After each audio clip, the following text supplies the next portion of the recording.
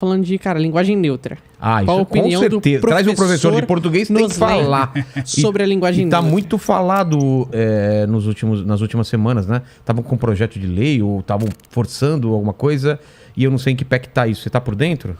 Cara, então, eu vi tudo isso, obviamente, acompanho tudo que tá rolando. E assim... O que estão querendo fazer, na verdade? Existe um processo todo de... Cara, eu vou separar as coisas, tá? Assim, pra gente poder entender bem. Existe uma coisa chamada língua portuguesa padrão, que é a parte técnica, que é a parte do estudo da língua, certo? E existe uma coisa social, que existe a nossa linguagem social, né? E aí quando eu falo de linguagem social, a gente vai entrar nos grupos sociais.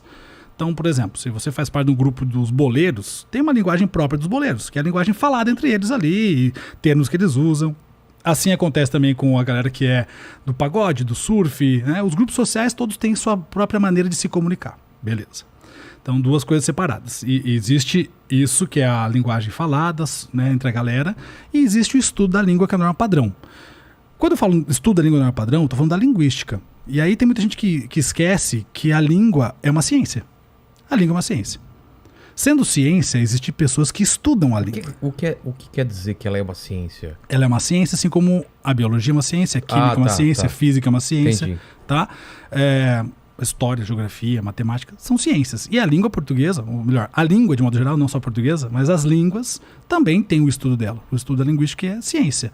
E esse estudo é baseado em comprovações de anos e aquilo que acontece hoje. Né? A gente tem a língua de hoje formada por uma estrutura de anos, né? Então, se eu falar da construção da língua portuguesa, a língua portuguesa nasceu lá na região da Lácio, na Itália. Tinha o latim vulgar, o latim nobre, o culto. O vulgar é que o povo falava. O vulgar é que o povo falava na meio região. Errado. Isso, que era uma linguagem mais solta, mais livre. Coloquial. Tá. E eu tinha o latim culto, que era dos nobres, né? A galera que tinha acesso ao estudo. O que aconteceu com a expansão do Império Romano? E agora vem a aula de história. A expansão do Império Romano, todos os soldados, né, que iam conquistando os espaços, eles faziam parte dos plebeus e falavam o latim vulgar. Esse latim vulgar foi chegando às regiões que foram sendo conquistadas. Então, cada vez que Roma conquistava uma região, tinha que deixar um pouco de soldado lá. Esse latim vulgar desse soldado misturava com os dialetos daquela região e ali surgiu uma nova língua. Assim foi acontecendo até chegar na região de Portugal e Espanha ali, que é a região ibérica, e surgiu uma coisa chamada galego-português, que foi logo no sul da França ali, certo? Que foi primeiro momento de uma língua. Do galego-português saíram 3 línguas, que foi o francês, o espanhol e o português. Caramba! Essas 3 línguas surgiram daí. E aí, obviamente, né, depois o Império Romano foi perdendo força e tal, os soldados voltaram, mas a língua ficou.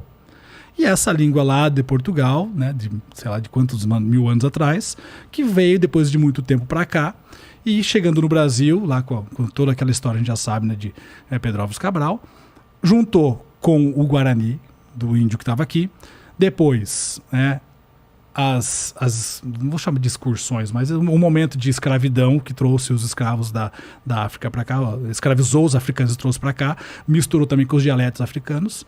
Toda essa mistura fez a língua portuguesa acontecer. Beleza. Aí muita gente fala assim, mas a língua portuguesa foi se transformando ao longo do tempo, verdade? Uma transformação natural e orgânica, certo? Normal, porque a língua portuguesa, qualquer língua é uma língua viva, né? E aí por isso que ela se transforma de acordo com o falante. E quando chega nos tempos de hoje, as pessoas falam assim, então é por isso que agora vai mudar para isso. Não, calma. Uma coisa é a transformação orgânica da língua, natural. Outra coisa é uma transformação artificial. Imposta. Isso, uma mudança imposta. Então, vamos lá. Quando a gente fala da linguagem neutra, que é uma linguagem falada por um grupo social, e aí eu quero separar bem aqui. A bandeira olha, a gente quer ser ouvido, essa é válida pra caramba. Toda bandeira de minoria são válidas pra caramba. A gente precisa olhar para as pessoas e dar voz para as pessoas. Então, ok, é a bandeira. Mas eu não posso falar assim, olha, vamos enfiar a goela abaixo isso aqui de forma artificial. Artificialmente não funciona. Então, a língua, ela vai se transformar de forma orgânica. Até onde ela chegou aqui, de forma orgânica. Essa linguagem aqui, ela é uma linguagem artificial. E aí eu vou pegar como base Ivanildo Bechara, que é um dos maiores linguistas do Brasil hoje, assim como um grande amigo meu, Fernando Pestana. A gente não pode mudar a estrutura da língua.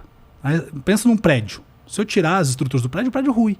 O prédio não fica em pé. E a língua também é assim, ela tem uma estrutura. Essa estrutura é a gramática. É a norma padrão, vamos dizer assim. Aquilo que nós temos até aqui, que foi essa construção que eu contei agora nessa historinha toda. E isso não tem como tirar os pilares agora e colocar um outro tijolo aqui que apareceu agora. Não tem como, isso não dá para acontecer. Então, assim, eu preciso entender o estudo da língua, eu preciso entender de língua portuguesa para poder falar sobre língua portuguesa. Eu, como estudioso da língua, eu posso falar de língua portuguesa. Mas se eu não conheço a língua, eu não posso falar. Então tem que tomar muito cuidado com isso, sabe? Eu acho que linguagem artificial não cabe aqui. Mas daqui 100 anos isso vai acontecer? Se for de forma natural, sim. Mas se for de forma artificial, não. Então hoje, eu vou fazer a prova de vestibular do Enem. Beleza, fazer a prova de vestibular do Enem. Vou escrever lá com a linguagem neutra, porque eu quero escrever assim devido ao meu grupo social e tudo mais. Cara, desculpa, mas prova de vestibular é norma padrão. Mas eu vou entrar na justiça. Desculpa, é norma padrão. Por que norma padrão? Porque todo mundo do Brasil inteiro precisa ser padronizado para que todo mundo entenda. Para que funcione como uma identidade de um povo. Então, não é querendo enfiar a goela abaixo, assim, né? Não, calma. Porque, por exemplo, vou entrar no outro ponto aqui. Geografia, né? Quando surgiu o terraplanismo? Terraplanismo, na geografia a gente sabe que não é verdade. É falta de estudo, falta de conhecimento. Antivacina, na biologia, também é falta de estudo, falta de conhecimento. Me parece muito disso, sabe? E aí é a questão também que se politizou tudo. E quando se politiza a ciência, dá ruim. Não dá para politizar a ciência. E a língua portuguesa é uma ciência, então não dá pra gente politizar também. Então, assim, as bandeiras são importantes, a gente precisa escutar todo mundo, dar voz para todo mundo. Eu valorizo todo mundo, acho que é importante isso, mas dentro da língua portuguesa não cabe essa realidade da linguagem neutra hoje, porque a norma padrão é a que vale. E se a língua mudar, ela vai mudar de acordo com a norma padrão, num processo natural. Mas peraí, mas a língua portuguesa é machista, tal. Não é. Não é. Por quê? Como eu contei a historinha lá de trás, né? Sim. Nasceu lá no latim. O latim tinha o gênero neutro, masculino e feminino. Com essa história toda que eu contei da construção da língua, o gênero neutro em língua portuguesa foi absorvido pelo masculino, ou seja, virou uma coisa só. Então, quer dizer, quando eu falo assim, sejam todos bem-vindos, nesse todos tem masculino e feminino ali dentro, tem tudo junto. Então, todos os gêneros, não só masculino e feminino, tem masculino e feminino e todos os gêneros possíveis. Não precisa falar todos e todas. Porque o neutro já está dizendo que é para geral, para possibilidade de qualquer pessoa, entende? Então, assim, quando a gente fala sobre isso, eu até queria entender mais qual é a dor das pessoas quando as pessoas falam sobre isso. Precisa mudar. Mas eu preciso entender melhor até essa dor. Qual é essa dor? Essa dor eu preciso entender, mas a gente não pode pegar essa dor e querer fazer isso que só pela língua vai ser suprido. Porque a dor de uma bandeira de uma minoria, infelizmente a língua não vai sanar. É outra coisa que vai sanar. Entende? O que eu falo. É uma guerra outro tipo de política social. Não é para ser lutada agora, tem outras batalhas muito mais importantes. Exato. De gente que é discriminada, que está morrendo por causa de raça, por causa de...